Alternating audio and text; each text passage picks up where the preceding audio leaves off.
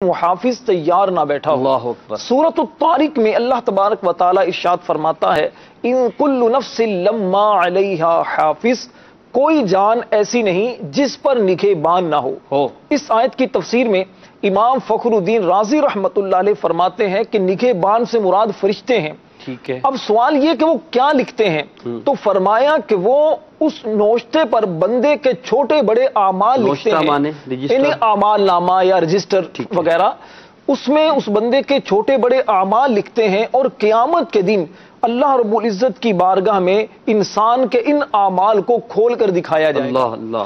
اور ایک مقام پر مجرموں کے بارے میں اللہ تبارک و تعالی ارشاد فرماتا ہے الیوم نختم علی افواہہم، کہ آج کے دن ہم ان کے منہوں پر مہر کر دیں گے۔ اسی طرح سورۃ النور میں اللہ تبارک و تعالی فرماتا ہے یوم تشہد علیہم السنتہم، کہ جس دن ان کے خلاف ان کی زبانیں گواہی دیں گی۔ اللہ اکبر۔ اللہ، ہم جو کچھ بولتے ہیں، جو کچھ کلام کرتے ہیں، جو گناہ کرتے ہیں یا اچھائیاں کرتے ہیں، جو بھی زبان سے کہتے ہیں، ان سب چیزوں پر یہ زبان ہماری خود گواہ بن جاتی ہے۔ یہ اللہ رب العزت کی بارگاہ میں ہمارے اعمال کی گواہی دے گی۔ تفسیر قرطبی میں اس کے تحت لکھا ہے کہ یوم تشہد السنۃ بعضہم علی بعض بما کانوا یعملون فی الدنیا من القذف والبہتان، کہ فرمایا کہ اس دن ان میں سے بعض پر بعض کی زبانیں گواہی دیں گی کہ دنیا میں جو کچھ یہ کیا کرتے تھے، کسی پر تہمت لگاتے تھے، بہتان لگاتے تھے، تو اس بات پر ان کی زبانیں گواہی دیں گی۔ تفسیر جلالین میں امام جلال الدین سیوطی شافعی رحمت اللہ علیہ فرماتے ہیں من قول وفعل وهو یوم القیامہ، ان کے قول اور فعل پر قیامت کے دن یہ زبانیں گواہی دیں گی۔ آپ کتنے واضح انداز میں قرآن پاک کی آیات اور تفسیر کے ذریعے بتا رہے ہیں کہ بندہ زبان کے ذریعے جو بات بھی کہتا ہے مدنی چینل کے ناظرین، چاہے وہ اچھی ہو چاہے وہ بری ہو، ہمیں بھلے اس چیز کا احساس نہ ہو کہ ہم کیا کر رہے ہیں، مگر وہ فرشتے لکھ بھی رہے ہیں، وہ کہیں اور بھی محفوظ ہو رہا ہے، اور یہی زبان جس کے ذریعے آج ہم بول رہے ہیں، کچھ بھی بول رہے ہیں، وہ قیامت کے دن گواہی بھی دے گی۔ یہ زبان کی اہمیت کو ہمیں سمجھایا گیا ہے۔ راشد بھائی نے قرآن پاک کی آیات اور تفاسیر سے ہمیں یہ بتایا کہ زبان کو ایک بہت بڑی اہمیت حاصل ہے انسانی اعضاء میں، اس کا بھی حساب کتاب ہونا ہے۔ مفتی صاحب، زبان کے حوالے سے، زبان کی اہمیت، اس کے حساب کتاب کے حوالے سے قیامت میں پوچھ گچھ ہوگی۔ قرآنی آیات سے ہمیں پتہ چلا ہمارے پیارے آقا علیہ الصلوۃ والسلام چونکہ رحمت للعالمین بھی ہیں، سرکار علیہ الصلوۃ والسلام کو اللہ تعالیٰ نے جوامع الکلم بھی بنایا ہے، پھر تمام اچھائیوں کی تکمیل کے لیے حضور علیہ الصلوۃ والسلام کو اللہ تبارک و تعالیٰ نے مبعوث فرمایا تھا۔ تو آپ علیہ الصلوۃ والسلام کے ارشادات عالیہ میں زبان کی اہمیت کو کس طرح واضح کیا گیا ہے، اس کو آپ ذرا بیان فرمائیں گے؟ بسم اللہ الرحمن الرحیم۔ صحیح بخاری شریف کی حدیث مبارکہ ہے، نبی کریم صلی اللہ تعالی علیہ وآلہ وسلم نے ارشاد فرمایا بندہ اللہ تبارک و تعالی کی خوشنودی کی بات بولتا ہے اور اس کی طرف توجہ بھی نہیں کرتا، یعنی یہ خیال بھی نہیں کرتا کہ اللہ تعالیٰ اس بات سے اتنا خوش ہوگا، اللہ اکبر، اللہ تعالیٰ اس کو درجہ بلند فرما دیتا۔ کیا بات ہے، کیا بات۔ اور بندہ اللہ تعالیٰ کی ناراضگی کی بات بولتا ہے اور اس کی طرف دھیان نہیں دھرتا، یعنی اس کے ذہن میں یہ بات نہیں ہوتی کہ اللہ تعالیٰ اس سے اتنا ناراض ہوگا، اس کلمے کی وجہ سے جہنم میں گر جاتا ہے۔ اور حدیث مبارک میں ارشاد ہوا کہ جہنم کی اتنی گہرائی میں گرتا ہے جو مشرق و مغرب کے فاصلے سے بھی زیادہ ہے۔ اللہ، یعنی یہ ایک حدیث پاک کتنے واضح مکمل طور پر زبان کے استعمال کے حوالے سے بیان کر دیا کہ آپ کے اگر منہ سے کوئی اچھی بات نکلتی ہے تو وہ آپ کو جنت کی اور درجوں کی بلندیوں پر پہنچا سکتی ہے، اور وہی بات جو ایک غلط آپ کی زبان سے نکل رہی ہے وہ جہنم کی گہرائیوں میں انسان کو پہنچا۔ گویا کہ اگر ہم اس کو یوں دنیاوی مثال میں دیں کہ بندہ کوئی میسج لکھتا ہے، مثال دے رہا ہوں میں سمجھانے کے لیے، آپ میری اصلاح فرما دیجیے گا، کوئی میسج ایسا لکھتا ہے کہ وہ یہ چاہتا ہے کہ ایک پرسن ہے اس کو دینا ہے مجھے، زید مثال، اس کے علاوہ کسی کو نہیں دینا چاہتا، مگر غلطی سے اگر بٹن کسی اور نام کے اوپر دب جاتا ہے اور وہ میسج اس کو فارورڈ ہو جاتا ہے، اس کو بڑا افسوس ہوتا ہے یہ کیا ہو گیا، یعنی وہاں نہیں پہنچنا چاہیے تھا، پہنچ گیا، اور جب اپنے صحیح مقام پر پہنچے تو وہ خوشی ہوتی ہے۔ تو گویا یہاں پر بھی ایسا ہی ہے نا کہ زبان سے جو نکلا ہے اگر وہ اچھا تو وہ جنت کی اعلیٰ نعمتوں تک لے جاتا ہے، اور اگر برا ہے تو وہ جہنم کی گہرائی میں گرا۔ کی بات یہاں پر نہیں ہوئی، یعنی یہ نہیں کہ خاص طور پہ قصدن اس بات کا اس نے ارادہ کیا، فرمایا کہ دھیان بھی نہیں ہوتا اسے، بالکل کوئی اچھی بات کہہ دیتا ہے بغیر دھیان کے، لیکن وہ چیز درجے بلند کر دیتی ہے، اور بغیر دھیان کے ہی کوئی ایسی بری بات کہہ دیتا ہے جو کہ جہنم کی گہرائی میں۔ تو اب جو لوگ قصدن کرتے ہیں وہ سوچیں کہ ان کا جو ہے وہ کیا یہ بڑی اہم معاملہ ہوگا. کہ ایک ہے کہ بے دھیانی میں ہم کہتے ہیں یار یہ کام تو بے دھیانی میں ہو گیا, توجہ نہیں تھی, تو پھر یہ درجات کی بلندی اور یہ جو ہے وہ جہنم کی گہرائی میں جانے کے. تو جو قصدن بری بات بری بات کہے یا اسی لیے بیٹھے کہ یار فالتو وقت چلے کچھ گپے ہی مار لیں, کچھ فضول باتیں ہی کر لیں, کوئی اور کام نہیں ہے تو فضول باتیں ہی کر لیں, اسی لیے کہ فلاں کی غیبتیں کریں گے, ہاں, یا بیٹھے اسی لیے کہ بھئی یہ آج جو ہے وہ چوپال لگی ہوئی ہے, لگی چوپال مقصد ہی یہی ہے کہ بھئی بس ادھر ادھر کی باتیں کرنے کے لیے جمع ہو جائیں گے. کہتے ہیں یار آج فلاں جگہ جمع ہو جائے, کیوں, بس یار ادھر ادھر کی باتیں کر لیں گے, تھوڑا دل لگی کر لیں گے. تو اب سوچیں کہ جو قصدن اس چیز کے لیے بیٹھ رہے ہیں اس میں کتنے گناہوں کے اندر پڑتے ہوں گے, اور پھر وہ چیز, وہ جو ہماری زبان سے نکالے جانے والے الفاظ ہیں کس طرح ہمیں جہنم کی طرف لے کے جاتے ہیں. جیسے کہ ایک اور حدیث مبارکہ میں نبی کریم صلی اللہ تعالی علیہ وسلم نے ارشاد فرمایا, جو چیز انسان کو سب سے زیادہ جنت میں داخل کرنے والی وہ تقوی اور حسن اخلاق ہے. سبحان اللہ. اور جو چیز انسان کو سب سے زیادہ جہنم میں لے جانے والی ہے وہ دو چیزیں ہیں, منہ اور شرمگاہ. استغفر اللہ. کہ ان کا غلط استعمال انسان کو جہنم میں سب سے زیادہ لے جانے والا ہے, کہ انسان اس کی وجہ سے جہنم کی طرف بڑھتا چلا جاتا ہے. زبان کی اہمیت کو یہاں پہ بیان کر دیا گیا, زبان جو ہے جہنم میں جانے کا بھی سبب بن سکتی ہے. نبی پاک علیہ الصلوۃ والسلام نے زبان کے بارے میں ارشاد فرمایا کہ انسان کی اکثر خطائیں اسی زبان سے سرزد ہوتی ہیں. اور حکمہ فرماتے ہیں کہ ان الکلام فضۃ فالسکوت ذہب. فرمایا کہ اگر کلام چاندی ہے, بات کرنا چاندی ہے, تو خاموشی سونا ہے. سبحان اللہ. اور ابھی جو بات ہی چل رہی تھی کہ فضول باتیں اور پھر فحش کلامی, غلط قسم کی باتیں, اس بارے میں نبی پاک علیہ الصلوۃ والسلام نے ارشاد فرمایا کہ بے حیائی کی باتیں کرنے والا قیامت کے دن کتے کی شکل میں لایا جائے گا. ایک مقام پر ارشاد فرمایا کہ اس شخص پر جنت حرام ہے جو بے حیائی کی باتیں کرتا. یہ نا حدیث میں کہ جب صبح ہوتی ہے تو سارے اعضاء جو ہے وہ زبان کے آگے جو ہے وہ ہاتھ جوڑتے ہیں کہ بھئی اگر تو درست رہی تو ہم جو ہے وہ درست رہیں گے. یعنی ہاتھ جوڑنا یہاں محاورتن جو ہے, ورنہ کہ زبان جب کوئی بھی کلام کرتی ہے, کسی کو گالی بکتی ہے اور پٹتا بدن ہے. لڑائی کے اندر جو لڑائی کی ابتدا ہوتی ہے وہ تو زبان سے ہی ہوتی ہے, ایک دوسرے سے مارا ماری یا منہ ماری جو بھی ہے, اور پھر ضرب جو ہے وہ جسم کو پڑتی ہے. زبان سے کہہ تو دیا ابھی اور دیکھتا ہوں تجھ میں کتنا دم ہے, ابھی جب اس کا دم پڑتا ہے تو پتہ چلتا ہے بدن کو کہ دم تو بہت تھا اس کے اندر, میری زبان نے غلط کہا تھا. تو حقیقت ہے حدیث پاک میں واضح انداز میں فرما دیا کہ زبان جو ہے اعضاء کو پریشانی میں ڈال دیتی ہے. غلام محی الدین بھائی, ہمارے صحابہ کرام نبی پاک علیہ الصلوۃ والسلام کی تربیت یافتہ ہیں, زبان کی احتیاط و زبان کی استعمال کے والے صحابہ کرام کا انداز کیا تھا؟ بسم اللہ الرحمن الرحیم. قرآن مجید میں ارشاد ہوتا ہے ثم لتسألن یومئذ عن النعیم, بے شک کہ پھر اس دن تم سے ضرور نعمتوں کے بارے میں پرسش ہوگی.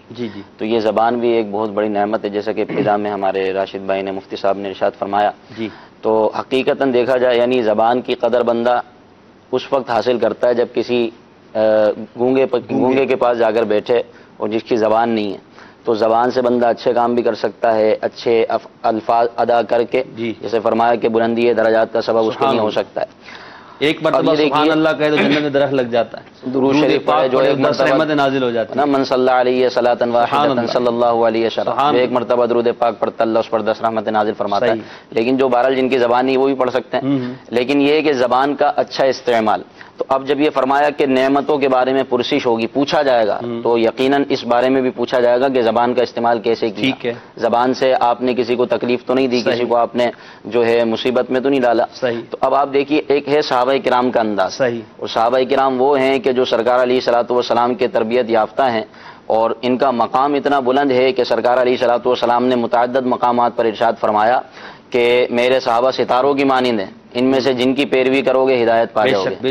میرے صحابہ کی آدھی مٹھی جو صدقہ کیا ہوا تمہارے پہاڑوں کے برابر سے بھی زیادہ ہے. تمہارے پہاڑوں برابر صدقہ و خیرات کرنا, یہ میرے صحابہ کی آدھی مٹھی جو کہ صدقے کے برابر نہیں پہنچ سکتے. تو اب آپ دیکھیے سیدنا صدیق اکبر رضی اللہ تعالیٰ عنہ, جو افضل البشری بعد الانبیاء بالتحقیق, نبیوں کے بعد سب سے افضل ترین ہستی سیدنا صدیق اکبر رضی اللہ تعالیٰ عنہ کی ہے. تو اب آپ کا انداز دیکھیے کہ آپ زبان کی آفتوں سے اس قدر محتاط رہتے تھے کہ آپ اپنے مبارک منہ میں پتھر رکھ لیا کرتے تھے کہ بات کرنے کا موقع ہی نہ ملے. بارہا آپ منہ میں پتھر رکھ لیا کرتے تھے کہ منہ میں پتھر ہوگا تو اب زبان نہیں کھلے گی, بات کرنے کا موقع ہی نہیں ملے گا, کیونکہ زبان کی آفتیں اتنی ہیں. ہم دیکھیں کہ اکثر اوقات فضول گوئی میں پڑ جاتے ہیں. فضول گوئی تو ایک مطلب دوسرا ہے کہ جس میں نہ گناہ نہ ثواب, لیکن اکثر اوقات ہم جب بیٹھتے ہیں تو غیبتیں ہوتی ہیں, اسی زبان سے جو ہے بہتان تراشیاں ہوتی ہیں, الزام تراشیاں ہوتی ہیں, اور دوسروں کی عزتیں پامال کی جاتی ہیں. تو زبان کا بہت نقصان ہے. سیدنا فاروق اعظم رضی اللہ تعالیٰ عنہ کے یہ 7 مدنی پھول انتہائی یوں سمجھیں کہ لاجواب مدنی پھول ہیں. اب آپ بھی سنیں کہ سیدنا فاروق اعظم رضی اللہ تعالیٰ عنہ ارشاد فرماتے ہیں, فضول گوئی سے بچنے والے کو حکمت و دانائی عطا کی جاتی ہے. اللہ تعالیٰ اس کو حکمت عطا فرماتا ہے. فضول نگاہی یعنی بلا ضرورت ادھر ادھر دیکھنے سے بچنے والوں کو خشوع قلب یعنی قلبی سکون عطا کیا جاتا ہے. کیا بات. اسی طرح فضول طعام یعنی ڈٹ کر کھانا یا بغیر کسی بھوک کے صرف لذت کے لیے طرح طرح کی چیزیں کھانا. بعض لوگ ہوتے ہیں اور ان کا یہ مقولہ ہوتا ہے گویا کہ کھاؤ پیو ڈٹ کے بھلے مر جاؤ پھٹ کے, اس طرح کا مقولہ ہوتا ہے. اور مطلب ایسا لگتا ہے کہ یہ آئے کھانے کے لیے دنیا میں, اتنا کھاتے ہیں. دوبارہ ایک دفعہ مقولہ بول دیں, کھاؤ پیو ڈٹ کے مر جاؤ پھٹ کے. تو اس طرح کے معاملے ہوتے ہیں. اب آپ دیکھیے کتنی پیاری بات ہے. فرمایا فضول طعام یعنی ڈٹ کر کھانا یا بغیر کسی بھوک کے صرف لذت کے لیے طرح طرح کی چیزیں کھانا, تو اس کو چھوڑنے والے کو عبادت میں لذت عطا کی جاتی ہے, عبادت میں لذت دی جاتی ہے. فضول ہنسنے سے بچنے والوں کو رعب و دبدبہ عنایت ہوتا ہے. کیا بات. مذاق مسخری سے بچنے والے کو نور ایمان نصیب ہوتا ہے. دنیا کی محبت سے بچنے والے کو آخرت کی محبت عطا ہوتی ہے. کیا بات. اور دوسروں کے عیب ڈھونڈنے سے بچنے والوں کو اپنے عیبوں کی اصلاح کی توفیق. سبحان اللہ سبحان اللہ. کتنے پیارے انداز میں فاروق اعظم رضی اللہ تعالی عنہ نے ہمیں سمجھایا ہے, زبان کے حوالے سے, پیٹ کے حوالے سے, دیگر اعضاء کے حوالے سے, فضول گوئی کے حوالے سے, زبان کی حفاظت کے حوالے سے ہم بات چیت کر رہے ہیں. امیر سنت کا وہ شعر ہے نا وقار بھائی, قلیل روزی پہ 2 قناعت, اگر یہ آپ طرز میں سنا دیں ہم دعا. قلیل روزی پہ 2 قناعت, فضول گوئی سے دے دو نفرت. قلیل روزی پہ 2 قناعت, فضول گوئی سے دے دو نفرت. درود پڑھتا رہوں بکثرت, نبی رحمت شفیع امت. ماشاءاللہ, کاش ہمیں درود پاک پڑھنے ذکر کرنے کی توفیق مل جائے. اس موضوع کو مزید کنٹینیو کریں گے. آئیے مدنی چینل کے ناظرین کی کالز کی طرف چلتے ہیں اور سنتے ہیں کہ ہمارے ناظرین ہم سے کیا کہنا چاہتے ہیں. جی کال سنائیے گا. عبدالرشید حاری مدینہ سے عرض کر رہا ہوں. مفتی صاحب کی بارگاہ میں عرض ہے کہ یہ ارشاد فرما دیجئے جیسے کہ مطلب 2 رکعت یا 4 رکعت کی نماز پڑھنا ہے سنت یا فرض, اس میں سورہ فاتحہ کے بعد سورہ ملانا بھول گئے اور رکوع میں چلے گئے, تو اب کیا حکم ہے؟ جواب عنایت فرما دیجئے. جزاک اللہ خیر. السلام علیکم ورحمۃ اللہ وبرکاتہ. وعلیکم السلام ورحمۃ اللہ وبرکاتہ. جی مفتی صاحب. فرضوں کی پہلی 2 رکعتوں میں اور سنت اور نوافل اور وتر کی تمام رکعتوں میں سورہ فاتحہ کے ساتھ سورت ملانا واجب ہے. البتہ فرضوں کی آخری 2 رکعت کے اندر یہ واجب نہیں ہے. صحیح. تو اگر سورت ملانا بھول گئے جن بھی نمازوں کے اندر واجب ہے, تو اب سجدہ سہو کرنا ہوگا.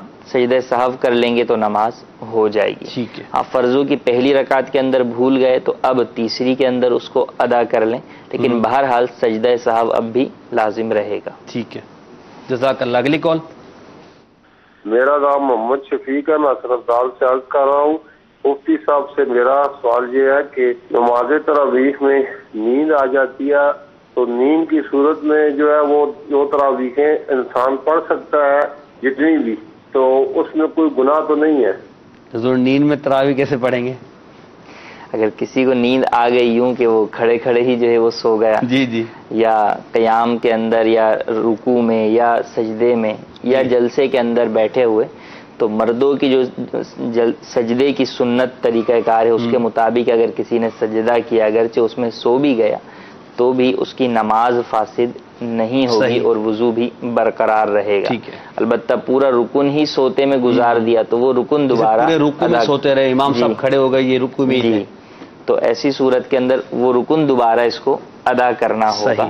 تو بہرحال نماز ہو جائے گی. اب یہ کہ سونے سے بچنے کے لیے کیا کریں, تو قرآن اس میں کہا یہی جا رہا ہے، قرآن پاک کی تلاوت ہو رہی ہے، وَإِذَا قُرِئَ الْقُرْآنُ فَاسْتَمِعُوا لَهُ وَأَنصِتُوا لَعَلَّكُمْ تُرْحَمُونَ، کہ جب قرآن پاک کی تلاوت کی جائے تو خاموش بھی رہو اور کان لگا کر سنو. کیا بات. ہم خاموش تو رہتے ہیں لیکن کان لگا کر جب سنتے نہیں ہیں تو پھر جو ہے وہ دل و دماغ کسی اور طرف چلا جاتا ہے. تو جب توجہ قرآن پاک کی طرف کریں گے تو واقعی قرآن پاک اللہ تبارک و تعالیٰ کا وہ کلام ہے کہ ہمیں اگرچہ اس کا سمجھ نہ بھی آ رہا، دیکھا ہے ایسے لوگوں کی کہ وہ عربی نہیں آتی، اس کا ترجمہ نہیں آتی، لیکن خود کلام الہی میں وہ تاثیر ہے کہ یہ جو ہے وہ دلوں کو رلا دیتا ہے.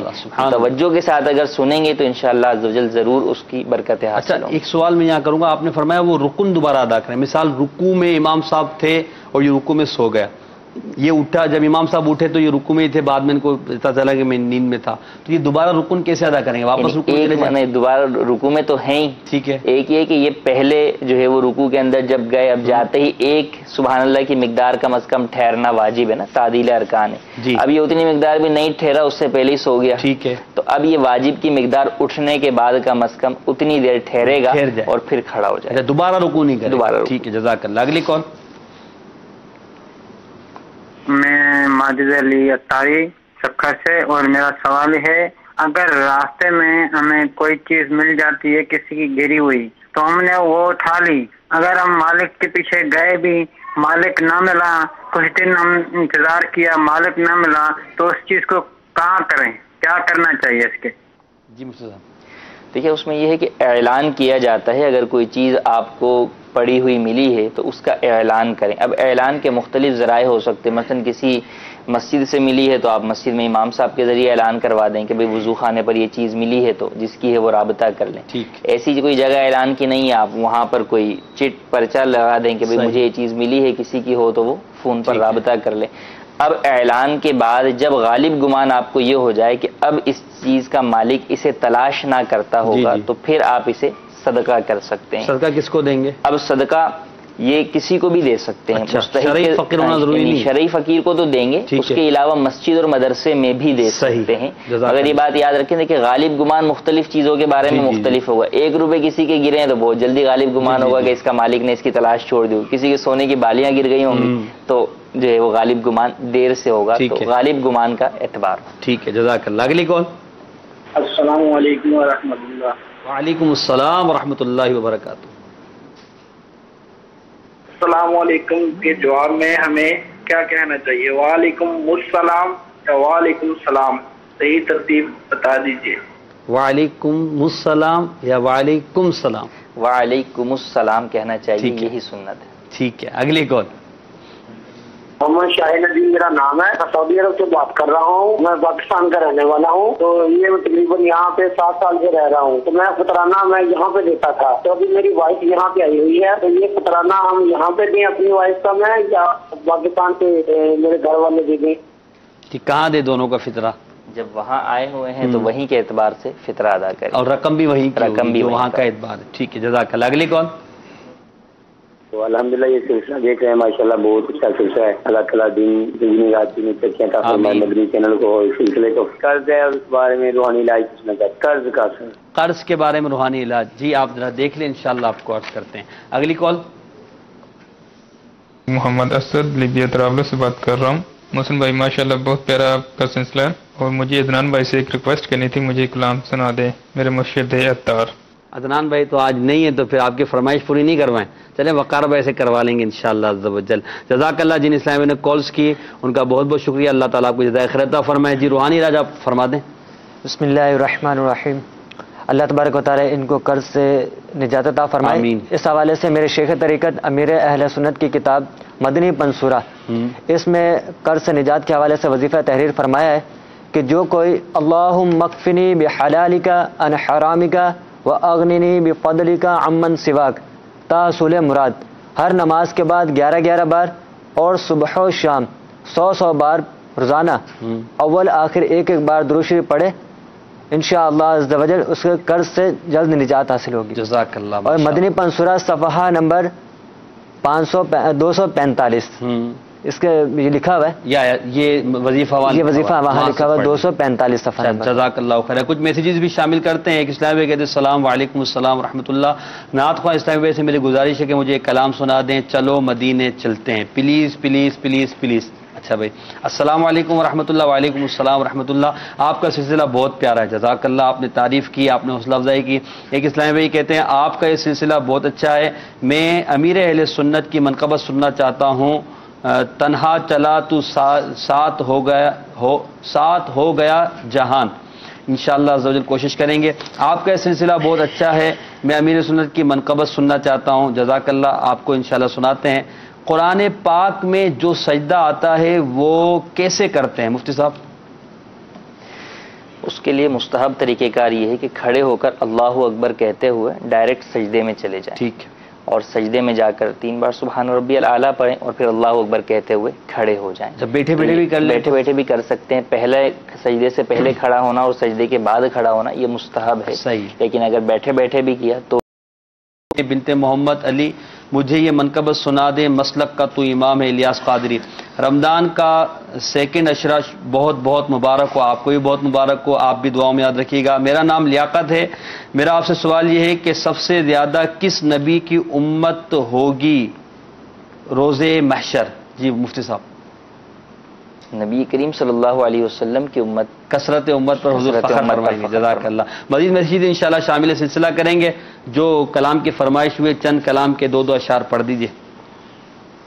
چلو مدینے چلتے ہیں, چلو مدینے چلتے ہیں, چلو مدینے چلتے ہیں, چلو مدینے چلتے ہیں, چلو دیار نبی کی جانب درود لب پر سجا سجا کر بہار لوٹے کہ ہم کرم کی بہار لوٹے کہ ہم کرم کی, دلوں کو دامن بنا بنا کر چلو مدینے چلتے ہیں, چلو مدینے چلتے ہیں. نہ ان کے جیسا سخی ہے کوئی, نہ ان کے جیسا غنی ہے کوئی, نہ ان کے جیسا سخی ہے کوئی, نہ ان کے جیسا غنی ہے کوئی. وہ بے نواؤں کو ہر جگہ سے, وہ بے نواؤں کو ہر جگہ سے نوازتے ہیں. بلا بلا کر چلو مدینے چلتے ہیں, چلو مدینے چلتے ہیں. میرے مرشد ہیں عطار, میرے مرشد ہیں عطار, میرے مرشد ہیں عطار, میرے مرشد ہیں عطار, میرے مرشد ہیں عطار, میرے مرشد ہیں عطار, میرے مرشد ہیں عطار, میرے مرشد ہیں عطار. انشاءاللہ ان کے صدقے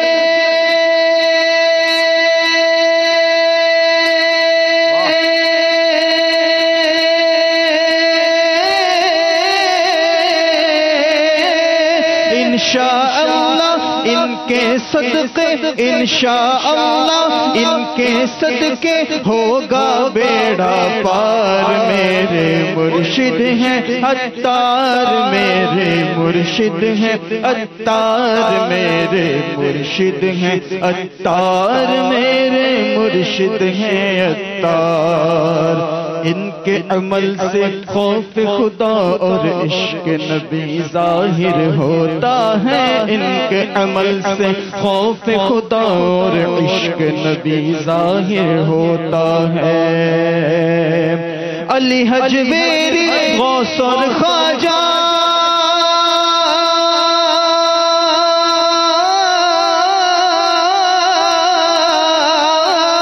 علی حجویری غوث اور خواجہ کی ہیں یادگار میرے مرشد ہیں عطار میرے مرشد ہیں عطار میرے مرشد ہیں عطار میرے مرشد ہیں عطار ذکر مدینہ جاری لب پر سوز مدینہ بانٹتے اکثر ذکر مدینہ جاری لب پر سوز مدینہ بانٹتے اکثر عشق سرور میں دیکھو تو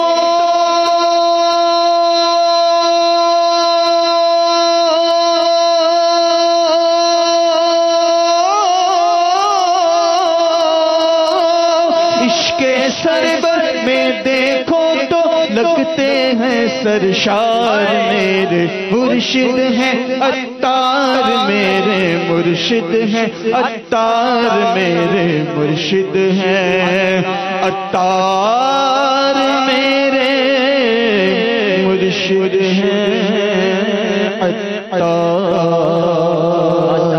سبحان اللہ۔ سلسلہ صبح رمضان جاری ہے۔ آج ہمارا موضوع ہے جنت کی بشارت، یعنی جنت زبان کی حفاظت کے حوالے سے ہم کلام کر رہے ہیں۔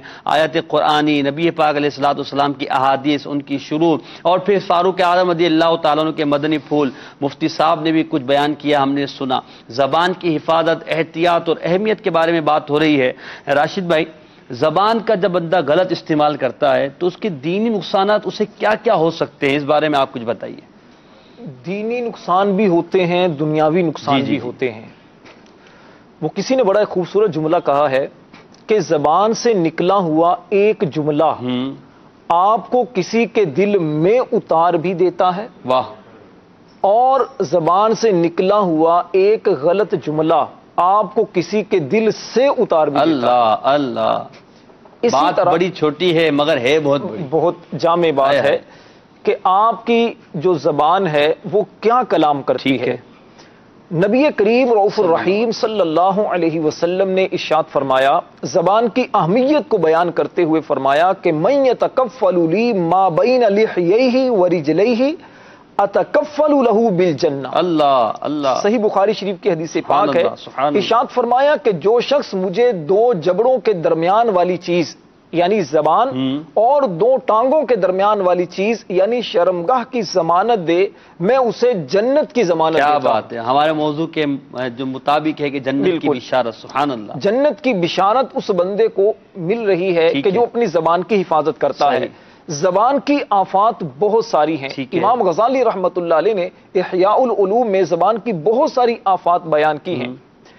زبان کی ایک آفت تو یہ ہے کہ بے مقصد کلام کرنا، اور انسان کے، مسلمان کے اسلام کی خوبی یہ ہے کہ وہ بے مقصد اور فضول قسم کی باتوں کو ترک کر دیتا ہے، جس کا نہ کوئی دینی فائدہ نہ کوئی دنیاوی فائدہ ہو۔ فضول کلام کا مطلب یہ ہوتا ہے کہ جس میں نہ دین کا فائدہ ہو نہ دنیا کا فائدہ ہو۔ سرکار دو عالم صلی اللہ علیہ وسلم نے ارشاد فرمایا، من حسن اسلام المرء ترکہ ما لا یعنیہ، سبحان اللہ، فرمایا کہ انسان کے اسلام کی اچھائی فضول باتوں کو ترک کر دینا ہے۔ اسی طرح فضول گفتگو، نبی پاک علیہ السلام نے اس بارے میں ارشاد فرمایا کہ طوبی لمن امسک الفضل من لسانہ وانفق الفضل من مالہ، فرمایا اس شخص کو مبارک ہو جو اپنی زبان کو فضول گوئی سے روک لے اور اپنے زائد مال کو خرچ کر دے۔ سیدنا بلال بن حارث رضی اللہ تعالی عنہ روایت کرتے ہیں کہ نبی پاک علیہ السلام نے ارشاد فرمایا کہ مفتی صاحب نے بھی ایک حدیث پاک بیان کی ہے کہ کوئی بندہ اللہ کی رضا والا ایسا کلمہ کہہ دیتا ہے جس کی طرف اس کی توجہ بھی نہیں ہوتی تو اس کے درجات بلند ہو جاتے ہیں، اللہ کی رضا مندی اس کے لیے لکھ دی جاتی ہے۔ اور اسی طرح جو فضول باتیں کرنے والے ہوتے ہیں اور اسی طرح جو چگلی کرنے والے ہوتے ہیں، زبان سے غیبت کرنا، چگلی کرنا، کسی کو طعنہ زنی کرنا، گالی دینا، یہ زبان کی بہت ساری آفات ہے۔ بہتان تراشی کرنا، نام بگاڑنا، آوازیں کسنا، مذاق کرنا، طنز کرنا، یہ سب زبان سے ہوتے ہیں، یہ ساری چیزیں زبان سے ہوتی ہیں، اور انسان کے نہ صرف دل کو چھلنی کرتے ہیں، انسان کی نہ صرف عزت کو اچھالتے ہیں، نہ صرف انسان کو تکلیف دیتے ہیں، بلکہ رب کی ناراضگی کا بھی یہ چیزیں سبب بنتی ہیں۔ میں یہ سوال کروں گا کہ آپ نے یہ فرمایا آخر میں جملہ کہ رب کی ناراضگی کا سبب بنتا ہے، یہ بالکل ہمارا ایمان ہے، کہ رب تبارک و تعالیٰ کی رضا والے کام کرنے چاہیے اور رب تبارک و تعالیٰ کی ناراضگی والے کاموں سے بچنا چاہیے. میں جو بات زبان سے کہہ رہا ہوں اس کا دینی نقصان ہو رہا ہے، مجھے کیسے پتہ چلے گا؟ دیکھیے یہ پتہ تو آپ کو اس وقت چلے گا کہ جب آپ دین کا علم حاصل کریں. ٹھیک ہے. جب آپ قرآن پاک کی ہم نے چند آیات پڑھی، اس طرح متعدد جگہ پر قرآن پاک میں انسان کو اچھا کلام کرنے کے بارے میں ترغیب دی گئی، احادیث طیبات ہمارے سامنے ہیں، صحابہ کرام کا عمل ہمارے سامنے ہے. پھر جو میں نے ایک بات کی تھی ان کے قرآن پاک کی جو آیت کریمہ ہے کہ یوم تشہد علیہم السنتہم، اس دن ان کی زبانیں ان پر گواہی دیں گی. اس کے تحت تفسیر نعیمی میں لکھا ہے کہ دنیا میں انسان جو بولتا ہے، زبان سے جو کلام کرتا ہے، تو یہ کلام اس کی عقل کے تابع ہے. اچھا، یعنی انسان پہلے سوچتا ہے، اس کے دل میں بات آتی ہے، انسان عقل سے سوچتا ہے، پھر وہ زبان سے کلام کرتا ہے. قیامت کا جب دن ہوگا تو اللہ تبارک و تعالیٰ اس لوتھڑے کو، یہ جو زبان کا لوتھڑا ہے، اسے قوت گویائی عطا فرمائے گا، بولنے کی طاقت دے گا. اب یہ جو زبان کلام کرے گی تو یہ عقل کے تابع ہو کر نہیں کرے گی، بلکہ یہ خود کلام کرے گی اور انسان کے اعمال کی گواہی دے گی. یعنی جو اس نے کیا ہے وہ اس نے کیا ہے، اگر اچھا کیا ہے تو انسان کی اچھائیوں کی گواہی دے گی، اور اگر اس نے برا کیا ہے، زبان سے فضول باتیں کی ہیں، گناہ بھرے کلام کیے ہیں، تو اس کی یہ گواہی دے گی. یہ بات آپ نے کی نا کہ پتہ کیسے چلے کہ بھئی ہم جو ہے وہ کیا بول رہے ہیں، یہ فضول ہے یا نہیں. تو دیکھیں انسان کو پتہ تو یہ ہوتا ہے نہیں نا، ہمارے یہاں تو کہتے ہیں نا مفتی صاحب کہ یہ تو بس ایسے ہی بولتا ہے، پتہ بھی نہیں ہوتا کیا بول رہا ہے. یہ دیکھو ایسے فر بولے جا رہا ہے، دیکھو بیچارے کو کیا پتہ ہے کیا بول رہا ہے، یہ کیا بول رہا ہے. یہ تو پاگل کی علامت ہے نا کہ پاگل جو ہوتا ہے اسے نہیں پتہ ہوتا وہ کیا بول رہا ہے. پاگل تھوڑی بولے گا میں پاگل ہوں. ٹھیک ہے، جو عقل مند انسان ہے وہ ایسا نہیں ہے. وہ بعض جگہوں پر اس کا انداز غلط ہوتا ہے لیکن وہ بولتا ضرور جو ہے وہ اس کو پتہ ہوتا ہے میں کیا بول رہا ہوں. یوں ہی دیکھ لینا کہ مثال کے طور پہ ہم چینل پر بیٹھے ہیں. جی جی. اب چینل پر گفتگو کوئی بھی کر رہا ہے تو اس کا انداز گفتگو الگ ہوگا. جی بالکل. کیمرے کے سامنے اور علیحدہ اپنی نجی زندگی کے اندر انداز گفتگو الگ ہوگا. کس بات نے اسے، آپ یہ بتانا چاہ رہے ہیں یہاں تبدیلی ہوتی ہے کچھ؟ بالکل، اس سے تو انکار نہیں. لیکن کس بات نے اس بات پر انسان کو مجبور کیا کہ وہ کیمرے کے سامنے کچھ بولے اور نجی زندگی کے اندر کسی اور طریقے سے بات؟ کیمرے نے مجبور کیا نا حضور، کیمرے نے مجبور کیا. اسی طریقے سے حالانکہ کیمرہ کچھ کہہ نہیں رہا ہے، ہاں، لیکن یہ کہلوار ہے، کہلوار سب کے سامنے. اچھا، اسی طریقے سے آپ دیکھیں کہ کسی محفل میں آپ جاتے ہیں، گھر میں انداز گفتگو الگ ہے لیکن وہی جب باہر جاتا ہے تو اپنے مقام اسٹیٹس کے اعتبار سے الگ گفتگو کرتا ہے. گویا اتنا عقل و شعور ہر شخص میں ہے کہ کہاں کیا بات بولنی ہے اور کس طرح بولنی ہے. اتنا تو عقل و شعور ہے کہ ہم اپنے اسٹیٹس کے اعتبار سے، اپنی عزت کے اعتبار سے، اپنے مقام و مرتبہ کے اعتبار سے ان باتوں کا تو خیال رکھتے ہیں، لیکن ہم اس بات کا خیال نہیں کرتے کہ دینی اعتبار سے میرا یہ کلام میرے لیے فائدہ مند ہے یا نقصان دہ. یہ کیوں نہیں کرتے؟ کیونکہ دین کا علم ہی نہیں ہے. ہمیں اپنی شخصیت کا تو علم ہے، ہمیں اپنے روب اور پاور کا تو علم ہے، اس کے اعتبار سے ہم کلام کو، یہ تو مجھے پتا ہے کہ سسرال میں کس طرح بات کرنی ہے، ددیال میں کس طرح کرنی ہے، دکان پہ کس طرح کرنی ہے، کاروباری. ضروری یہ بات ہے کہ اولاً تو علم دین حاصل کریں. جیسے جھوٹ بولنا ہے، اب پتہ ہی نہیں کہ جھوٹ بول رہا ہوں، لوگ کہتے ہیں یار مذاق ہی تو کر رہا ہوں، حالانکہ مذاق میں بولا بھائی آپ کو کیوں برا لگ گیا یار. حالانکہ مذاق میں جھوٹ بھی جو ہے وہ فرمایا کہ بندہ اس وقت تک مومن کامل نہیں ہو سکتا جب تک مذاق میں بھی جھوٹ نہ چھوڑ دے. اللہ اکبر. تو اسی طرح آپ مذاق کر رہے ہیں، مذاق میں آپ کسی کو تکلیف پہنچا رہے ہیں، مذاق میں نام بگاڑتے ہیں، مذاق میں لمبو کسی کو جو ہے وہ ایذا پہنچا رہے ہیں. کدھر جا رہی ہے جی، اب اس طرح کی باتیں کرتے ہیں.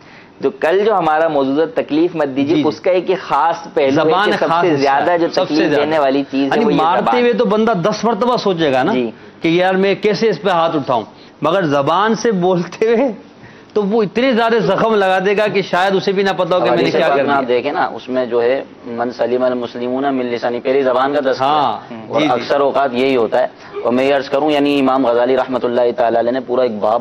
ٹھیک ہے. اسی طرح تمام حکما، عقل مند اور جو دانا حضرات ہوتے ہیں ان کا اتفاق ہے اس بات پر کہ حکمت کی بنیاد خاموشی پر. سبحان اللہ.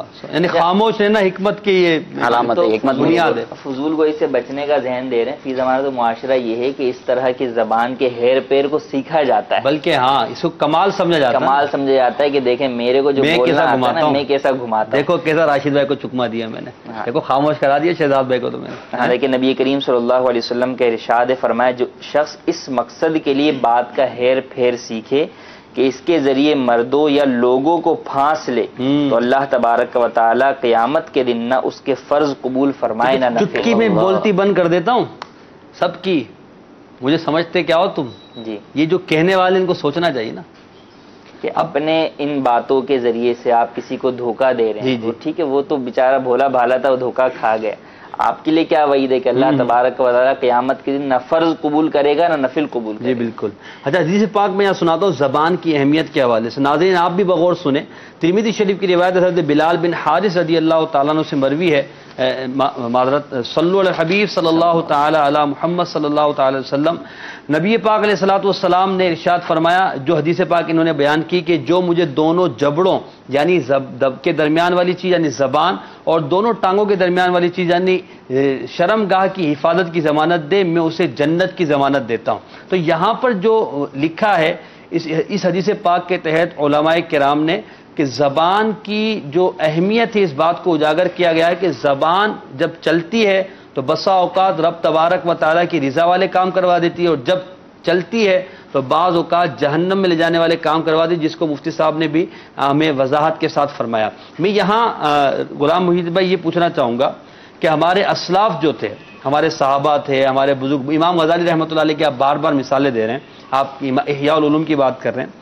ہمارے بزرگوں کا زبان کی حفاظت کے حوالے سے ایسا کوئی واقعہ ہو جس سے ہمیں ایک احساس ہو کہ نہیں بولتے ہوئے کئی مرتبہ سوچنا چاہیے, کہیں میری زبان سے کچھ نہ نکل جائے. آپ کیا فرماتے ہیں؟ بالکل. بنی اسرائیل میں ایک بزرگ تھے اور ایسی عبادت پر وہ گامزن تھے کہ اللہ تبارک و تعالیٰ نے ان کو یہ مرتبہ عطا فرمایا تھا کہ وہ پانی پر چلتے تھے. جی پانی پر چلتے تھے, پانی پر چلتے تھے. ایسا نہ بولیں حضور, پانی پر چلتے دیکھا, کرامت ہوگی, کرامت. کیا بزرگ تھے نا, جبھی تو بزرگ تھے. سبحان اللہ. یہ تو ہمارے یہاں تو سفید داڑھی والے کو بزرگ بولتے ہیں نا, وہ دوسرے سفید داڑھی نہ بھی سفید بال ہوں اس کے بزرگ ہوتے ہیں, بھلے کالا والے بزرگ تھے. تو ان کی کرامت تھی, مطلب اللہ تعالیٰ نے ان کو عبادت عطا فرمائی, عبادت کا نور عطا فرمایا, اس پر آپ کو یہ منصب ملا. ٹھیک ہے. تو یہ اپنے پانی پر چل رہے تھے جیسے ہم زمین پر چلتے ہیں. سبحان اللہ. تو ایک مرتبہ وہ سمندر پر جو ہے اس کی طرف جا رہے تھے, سمندر پر چل رہے تھے کہ انہوں نے ایک اور بزرگ کو دیکھا جو ہوا میں چل رہے تھے, ہوا میں اڑ رہے تھے. کیا بات. اب یہ پانی پہ چل رہے ہیں, ہوا میں اڑنا, ہوا پہ چلنا تو یہ تھوڑا بلند ہے. تو انہوں نے کہا کہ حضرت آپ کو یہ مرتبہ کیسے ملا, آپ کو یہ منصب کیسے ملا, ایک میں خود اس پہ پانی پہ چل رہا ہوں اور آپ ہوا میں اڑ رہے ہیں. تو آپ نے کہا کہ انہوں نے فرمایا کہ تھوڑی دنیا پر راضی رہ کر میں نے اپنے نفس کو خواہشات اور زبان کو فضول باتوں سے روکا اللہ, اور ان کاموں میں مشغول ہو گیا جن کا پروردگار عز و جل نے مجھے حکم ارشاد فرمایا, اور میں نے خاموشی کو اپنائے رکھا. اگر میں اللہ عز و جل پر کسی بات کی قسم کھا لوں تو وہ میری قسم پوری فرما دے, اور اگر اس سے مانگوں تو وہ مجھے عطا فرما. سبحان اللہ, سبحان اللہ. یعنی آپ اس واقعے سے بتانا چاہ رہے ہیں کہ خاموشی اگر جو ہے وہ اچھی ہو, بندہ اس پر پابند ہو جائے اور اللہ کی رضا کے لیے صرف اچھا ہی بولے تو وہ کرامت کے درجے تک پہنچ سکتا ہے. بالکل. اللہ تبارک و تعالیٰ کی جانب سے یعنی اس کو کرامت یا ولایت اصل تو وہبی چیز ہے, اللہ کی طرف سے عطا کردہ چیز ہے, لیکن پتہ چل رہا ہے کہ مقام انسان کو رب کی بارگاہ کا وہ قرب نصیب ہو جاتا ہے کہ اللہ تبارک و تعالیٰ اسے جو ولایت دے دیتا ہے. وہ ہے نا ایک روایت میں وہ نوافل کے ذریعے میرا قرب پا لیتا ہے. اسی طرح ایک اور بزرگ کا واقعہ ہے, حضرت سیدنا حاتم اسم رحمۃ اللہ تعالی علیہ کی زبان سے ایک مرتبہ ایک فضول بات نکل گئی. ٹھیک. آپ رحمۃ اللہ تعالی علیہ نے پشیمان ہو کر بے خودی کے عالم میں یعنی ایک نا بالکل ہی جو ہے وہ ہوش جو ہے وہ اور جذب کی کیفیت ہو گئی کہ یہ مجھ سے کیا ہو گیا, ایک لفظ ایک بات نکلی, اپنی زبان کو دانتوں تلے اس زور سے دبایا کہ خون نکلا. اللہ اللہ. اور اس ایک بیکار جملے کے کفارے میں 20 سال تک بلا ضرورت کسی سے گفتگو نہیں. اللہ اکبر. ایک جملے میں ہم تو وہ یہ جانتے تھے کہ یہ جملہ جو ہے مجھے کہیں جہنم کی گہرائیوں میں نہ پہنچا دے. ہمارا حال تو یہ کہ یار میں نے یہ کیوں نہیں بولا, اس کو یہ بھی بولنا چاہیے تھا. یہ رہ گئی, یہ لسٹ میری رہ گئی بولنے کی. یار میں تو جس کے بارے میں یہ بھی جانتا ہوں یار تو نے یاد بھی نہیں دلایا مجھے تو یہ بھی بولنا تھا اس کے بارے میں. میں تو اس کے سارے اگلے پچھلے جو نا اٹھا کے دفتر کھول دیتا. ہمیں افسوس ہوتا ہے اور وہاں ایک جملہ نکل گیا اور وہ افسوس کر رہے ہیں اور اپنی زبان کو اس زور سے دبایا کہ خون نکل آیا. مفتی صاحب ہمیں ذرا سوچنا چاہیے. ہم فضائل بیان کر رہے ہیں خاموش رہنے کا اور ہم اتنا بول رہے ہیں, بولے ہی جا رہے ہیں, کیا فرماتے ہیں؟ ایسا نہ کریں, ہمارا سلسلہ حضور بند ہو جائے گا. نہیں دیکھیں بات تو صحیح ہے ان کی کہ آپ کیا سلسلہ جو ہے وہ کرنے کے لیے بول رہے ہیں, ہم نیکی کی دعوت دینے کے لیے بول رہے ہیں. سلسلہ یعنی بول بھی سکتے ہیں, آپ بالکل منع نہیں کر رہے ہیں بولنے دین کی دعوت دیجیے, وہی نا کہ وہ کلمہ بولیے جو آپ کو جو ہے وہ جنت کے درجات کی بلندی کا سبب بنے. اچھا پھر یہاں پر ایک بات ہو سکتی ہے, آپ دیکھیں گے آج بہت سارے لوگ ہیں آپ کو گھنٹوں گھنٹوں خاموش دکھیں گے لیکن وہ سوشل میڈیا کے اوپر جو ہے وہ لائیو ہوتے ہیں اور ٹک ٹک ٹک چلتے رہتے ہیں. اب بولے ہم بول تو نہیں رہے, اب آپ کیا کہیں گے؟ اب اس بارے میں تو آپ ہی کچھ فرمائیں, میں کچھ عرض کر دیتا ہوں کہ وہ بول نہیں رہے. تو قرآن پاک کی آیت جو آپ نے پڑھی تھی کہ اس دن ان کی زبانیں اور ان کے ہاتھ اور ان کے دل سب گواہی دیں گے, اور ایک آیت مبارکہ میں پاؤں بھی گواہی دیں گے. یوم تشہد علیہم السنتہم وایدیہم بما کانوا یعملون, ہاتھ بھی گواہی دیں گے. تو ہاتھ کے ذریعے بھی تو باتیں ہوتی ہیں. اگر ہم یوں کہیں کہ ہاتھ بولتے ہیں تو یہ صحیح ہو جائے گا. القلم احد اللسانین, قلم جو ہے زبانوں, دو زبانوں میں سے ایک زبان ہے. ٹھیک ہے, تو قلم ہاتھ سے ہی مراد جو ہے اس وقت قلم سے لکھا جاتا. تو یہ نہیں کہ آپ قلم سے کوئی بری بات لکھیں تو پکڑ نہیں ہوگی, اس پر بولے کہ وہ تو سلسلے میں بولا تھا بولنا نہیں ہے, چلو بھائی آپ میسج کے ذریعے اس کو جو بھی بولنا لگے رہیں. تو یہ بھی جو ہے وہ گناہ ہے, اور یعنی اگر اس سے بھی جو ہے فضول گوئی کریں گے تو بھی گناہ گار ہوں گے. یوں ہی اچھا بات تو ایک ہے فضول گوئی, اور یہاں تو بات, یہاں اس سے بات آگے چلی گئی. ہمارے یہاں تو اس سے بات آگے والی جو ہے وہ باتیں ہوتی ہیں, بری باتیں, بے حیائی کی باتیں ہوتی ہیں, نامحرم سے چیٹنگ ہوتی ہے, ان سے جو ہے فون پر گھنٹوں گھنٹوں لوگ باتیں کرتے ہیں. اور ایون رمضان کے مہینے کے اندر, یعنی ماہ مبارک میں روزے کی حالت میں تو فارغ ہے نا. اب مثال کے طور پر آج بھائی اب جلدی چھٹی ہو گئی ہے رمضان میں, 2 بجے آفس بند ہو گیا, اب گھر آ گئے, اب کیا کرنا ہے, چلو بھی موبائل اٹھاؤ, شروع ہو جاؤ, یا کسی دوست کے پاس بیٹھ جاؤ, اور اب آپ زبان سے بولے جا رہے ہیں, فضول گفتگو کیے جا رہے ہیں. بلکہ اس طرح کے معاملات ہوتے ہیں کہ گھنٹوں جو ہے وہ اپنی زبان کے ذریعے راتوں میں اور بیٹھ کر جو فضول گپے اور معاذ اللہ گالیاں دیتے ہوئے یا ایک دوسرے کی عزتیں اچھالتے ہوئے گزارتے ہیں, اور سمجھتے کہ ہم نے جو ہے نا بہت اپنا وقت اچھا میں افطار کا وقت ہے تو اب جو ہے وہ ٹریفک والوں کو گالیاں بک دیں, یا سب کو جو ہے وہ جس کو دل چاہے جو ہے وہ بولتے چلے گا نا, بس غصہ ہے بس بول. اچھا کوئی سن بھی نہیں رہا, ایون کہ گاڑی کا جو ہے وہ دروازے شیشے آپ کے بند, کون سنے, لیکن بس بولنا ہے. اصل میں عادت ہے نا بولنے کی. چلیں اس پر مزید انشاءاللہ کلام کریں گے, کچھ ناظرین کی کالز لیتے ہیں, وہ بولیں گے یار آپ خود ہی بولے جا رہے ہو, ہمیں تو بولنے تو بھائی. چلو جی آپ بھی بول لیجیے. میرا سوال یہ ہے جناب, اگر انسان سے نماز قضا ہو جاتی ہے وہ اسی دن پڑھ سکتا ہے یا دوسرے دن اس ٹائم پہ پڑھ سکتا ہے؟ دوسرا سوال یہ سر, اگر ماں باپ انسان کا اس دنیا سے گزر چکا ہو تو کیا انسان ان کی جگہ پہ ان کی قضاء نماز ادا کر سکتا ہے یا نہیں کر سکتا؟ جی حضور. دیکھیے نماز کوئی کسی اور کی جگہ پر ادا نہیں کر سکتا, نہ زندگی میں اور نہ ہی زندگی کے بعد. صحیح. ہاں والدین اگر انتقال کر گئے ہیں تو ان کی جانب سے فدیہ ادا کیا جا سکتا ہے نمازوں کا, کہ ایک نماز کا فدیہ ایک صدقہ فطر کی مقدار ہوتا ہے, 100 روپے تقریباً ابھی 100 روپے وہ پاکستان میں چل رہا ہے. اور انہوں نے جو پہلا سوال کیا کہ نماز قضا ہو گئی, اب اگر نماز قضا ہوئی اور اس شخص کی قضا ہوئی جو صاحب ترتیب نہیں, صاحب ترتیب سے مراد یہ کہ اس کی 5 سے زائد نمازیں قضا نہیں ہوئی, یا ہوئی تھی تو اس نے ان کو ادا کر لیا, یا کسی وجہ سے ترتیب ساقط نہ ہوئی. تو اب صاحب ترتیب اگر نہیں ہے تو وہ اگلے دن بھی پڑھ سکتا ہے, لیکن بہتر یہ ہے کہ جلد از جلد ادا کر لے. اور اگر صاحب ترتیب ہے تو اس کے لیے تو حکم یہ ہے کہ اگلی نماز اس کی وقتی نماز ہوگی نہیں جب تک کہ وہ اس کو پڑھے گا نہیں اپنی قضا کو. تو پہلے اپنی قضا پڑھنی ہوگی, پھر بعد والی نماز ادا. اچھا ایک میسج آیا ہوا ہے کہ یہ پوچھ رہے ہیں کہ کیا بچے اولاد اپنے والدین کی طرف سے روزہ رکھ سکتے ہیں؟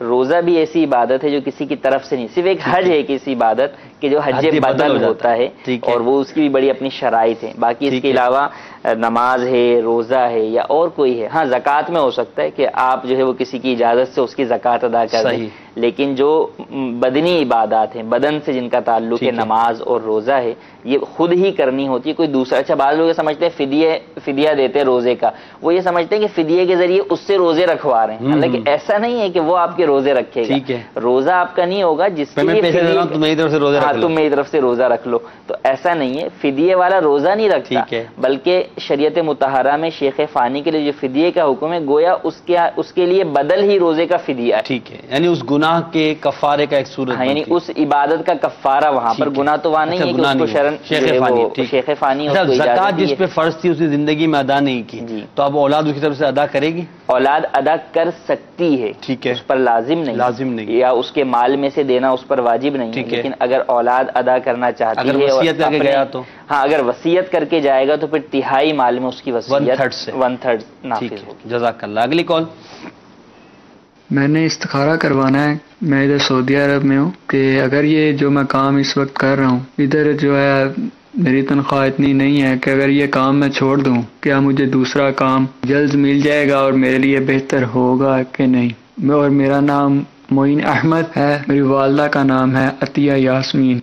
اللہ تعالیٰ آپ کو حلال روزگار عطا فرمائے۔ آپ استخارہ کر لیجئے، پھر انشاءاللہ استخارہ ہو نہیں سکے گا نا، کیا کام کر رہے ہیں اور کس کام کی طرف جا رہے ہیں، پوچھنا پڑے گا۔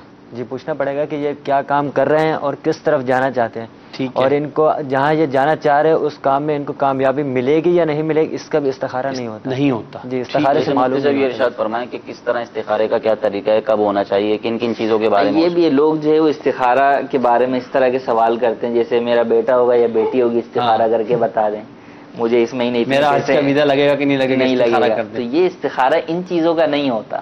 استخارہ تو استخارے میں تو سب کچھ انگوٹھے میں دکھا دیتے ہیں، اور کیا ہوتا ہے آپ کیا فرما رہے ہیں؟ جو شرعی استخارہ ہے وہ جائز کاموں کا ہوتا ہے۔ ایک نے جو ہے وہ بولا کہ بھی استخارہ والی مجلس سے رابطہ کیا، انہوں نے فرمایا کہ اس کے لیے آپ دارالفتاء سے پوچھیں، تو میں نے کہا آپ جو کام کرنے جا رہی ہیں ناجائز ہے، انہوں نے کہا اچھا ٹھیک ہے ناجائز کو تو ایک طرف رکھے، استخارہ بتائیں آپ اس کا کیا۔ استغفراللہ۔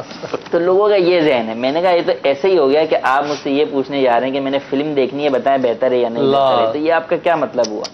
یعنی جو چیز واقعی حرام ہے تو اس میں اللہ تبارک و تعالیٰ کی رضا یا بہتری کے کیا معنی، اس میں تو سراسر جو ہے وہ ہمارے لیے نقصان ہی نقصان ہے۔ استخارہ کا تو مطلب یہ ہے کہ آپ جائز کام میں یہ بات جاننا چاہتے ہیں کہ اس چیز میں میرے لیے خیر ہے یا نہیں ہے، اور وہ بھی واضح ہو کہ یہ اچھا یہ ہوگا نہیں ہوگا، چلیں بعض چیزوں میں تو چل جائے گا، کیا ہوگا یہ تھوڑی بتایا جائے گا کیا ہوگا۔ ایسا بھی ہوتا ہے نا، انہوں نے صحیح نہیں کیا۔ مفتی صاحب کے ساتھ آتے ہیں سائل آتے ہیں سوال کرنے کے لیے، اسی طرح ہمارے پاس بھی آتے ہیں تو استخارہ کرواتے ہیں، ہم کہتے ہیں کہ استخارہ اس چیز کا نہیں ہوگا، پہلے آپ دارالفتاء اہل سنت سے شرعی رہنمائی لے لیں۔ ٹھیک ہے، وہ آگے سے بولتے ہیں کہ آپ استخارہ تو کر دیں، شرعی رہنمائی بعد میں لے لیں گے، بعد میں لے لیں گے، وہ لینی تو نہیں ہوتی ان کو، اللہ خیر کرے، شرعی رہنمائی کا ذہن نہیں ہے۔ بہرحال اللہ تعالیٰ ہمیں دینی معلومات اور جو ہماری شریعت کہتی ہے اس کو ماننے کی توفیق عطا فرمائے۔ اگلی کال دیجیے گا۔ جی میرا نام محمد وحید ہے، اور میں یہ پوچھنا چاہتا ہوں، گھر میں پریشانی رہتی ہے بہت، بھائی باہر گیا ہوا ہے تو دوبارہ انٹری کی تو اب وہ کہہ رہا ہے کہ میرا دل نہیں لگ رہا، اگر کال علم کا ہے وہ بھی بتائیں۔ والدہ کا نام زرینہ بی بی۔ محمد وحید، والدہ کا نام زرینہ بی بی۔ گھر میں پریشانیاں بتا دیں، کالا علم تو نہیں ہے؟ علم کالا ہی ہوتا ہے، گورا بھی ہوتا ہے؟ علم تو گورا ہوتا، کالا نہیں ہوتا ہے نا، کالا کر دیتے ہیں کالا علم۔ جی اگلی کال۔ جی عمران بول رہا ہوں لیبیا سے۔ میرا ایک چھوٹا سا سوال ہے کہ ہم 5 وقت نماز پڑھتے ہیں، ہمیں رات کو نیند نہیں آتی، کوئی مہربانی کر دیں، کوئی وظیفہ بتا دیں جس سے ہماری نیند رات کی پوری ہو جائے۔ دم کر دیا، وظیفہ انشاءاللہ وہ بتا دیں گے، ٹھیک ہے۔ اگر ایک اور ہے تو دے دیجیے گا۔ میرا نام محمد انعام اللہ اتاری ہے، بنیاد شریف ازہری کابینہ۔ میرا سوال ہے کہ مجھے سویدہ اللہ رضا پہ پیما دیں۔ ٹھیک ہے حضور، جب تک یہ دعا شاہ سنا دے پھر یہ استخارہ اس کا جواب دیتے ہیں۔ جی او سویلا لزار پھرتے ہیں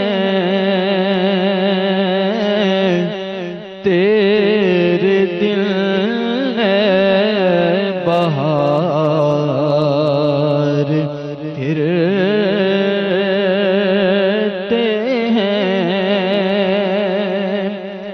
اور پھول کیا دیکھوں میری آنکھوں میں، پھول کیا دیکھوں میری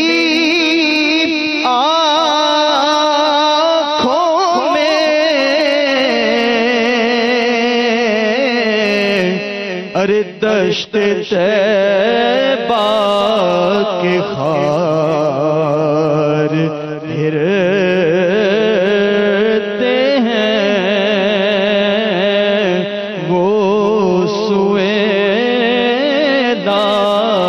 لزار پھرتے ہیں۔ ماشاءاللہ۔ جی شہزاد بھائی۔ جی ان کے استخارہ کر دیا، استخارے میں کوئی کالا جادو، اثرات، بندش وغیرہ کے معاملات نہیں ہے؟ سفید جادو ہوتا ہے؟ ایسا کچھ سنا تو نہیں ابھی تک۔ وقتی طور پہ آزمائش کے معاملات ہیں ان کے ساتھ۔ ان کو چاہیے کہ یہ روزانہ فجر کی نماز کے بعد سورہ یاسین شریف کی تلاوت کیا کریں، جن کے درست مخارج جو صحیح انداز میں قرآن پاک پڑھنا جانتا ہے، ان کو کہیں کہ روزانہ فجر کی نماز کے بعد ایک بار سورہ یاسین شریف کی تلاوت کریں. اور دوسرا ہمارے اسلام میں یہ تھے کہ جن کو نیند نہیں آتی، اس حوالے سے یہ ہے کہ یہ رات کو سونے سے پہلے اول آخر 3 بار درود شریف کے ساتھ 11 مرتبہ لا الہ الا اللہ لا الہ الا اللہ پڑھ کر اپنے اوپر دم کر لیا کریں. انشاءاللہ بہت جلد ان کو نیند آ جائے گی. جزاک اللہ خیر. مدنی چینل کے ناظرین میں فرق دیکھیں آپ، بزرگوں کو نیند آتی تھی تو اس پہ پریشان تھے، اور ہمیں نیند نہیں آتی، اس پہ پریشان ہیں، گولیاں کھاتے ہیں، وظیفے لیتے ہیں، اپنا اپنا نصیب ہے. مدنی چینل کے ناظرین، ہم سلسلے میں اپنا ایک سیگمنٹ شامل کرتے ہیں. آئیے بڑھتے ہیں سیگمنٹ کی طرف. دلچسپ معلومات. صلو علی الحبیب صلی اللہ تعالی علی محمد صلی اللہ علیہ وسلم.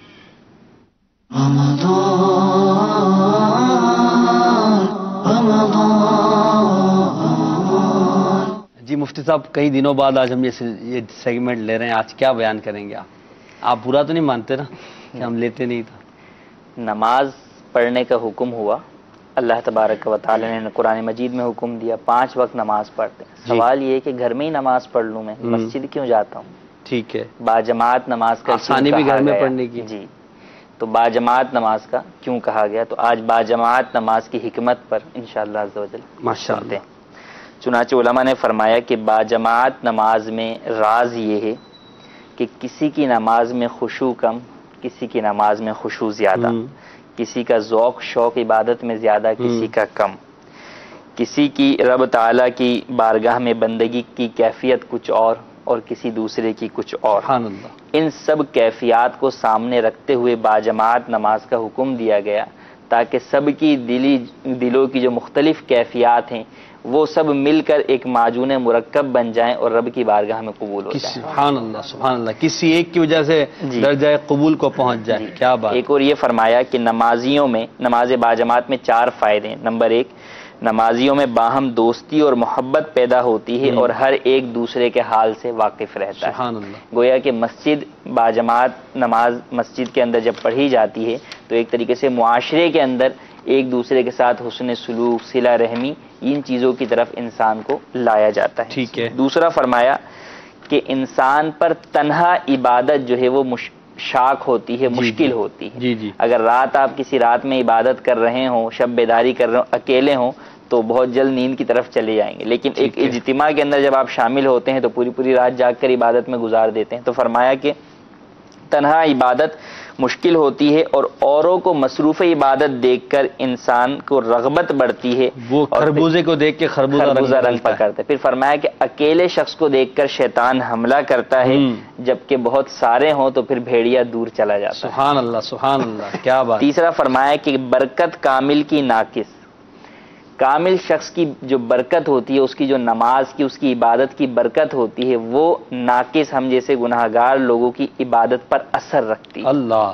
ان کی عبادتیں ہمارے دلوں کو عبادت کی طرف مائل کر دیتی ہیں.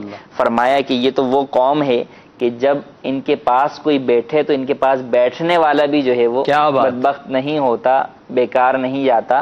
تو پھر جو ان کے ساتھ نماز پڑھتا ہے تو جو ہم کہتے ہیں نا دل نہیں لگتا، تو جب باجماعت نماز ادا کریں گے تو ان میں جو اللہ والے ہوتے ہیں ان کی وجہ سے، ان کی برکت سے ہمارا دل بھی عبادت میں لگتا ہے.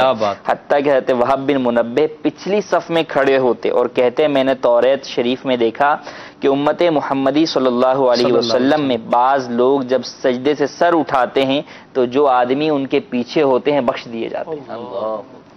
چوتھا یہ بیان فرمایا کہ مسلمانوں کا اجتماع باعث برکات اور دین کے فوائد حاصل کرنے کا ذریعہ ہے، اس لیے جمع ہونے کا حکم دیا کہ جاہل علماء سے مسائل سیکھتے ہیں، بے شوقوں کو اہل محبت کو دیکھ کر عبادت کا ذوق بڑھتا ہے، خشوع و خضوع کے ساتھ نماز پڑھنے والوں کو دیکھ کر اپنی نماز کو درست کرنے کا موقع ملتا ہے.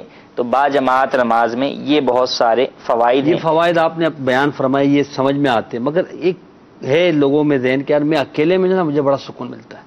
میں جب گھر میں اکیلے نماز پڑھتا ہوں، اکیلے جب ہوتا ہوں عبادت میں بڑا مزہ آتا ہے. سب کے سامنے ایسا ہی کیا جائے. یعنی اولاً یہ ہے، دیکھیں 2 چیزیں ہوتی ہیں.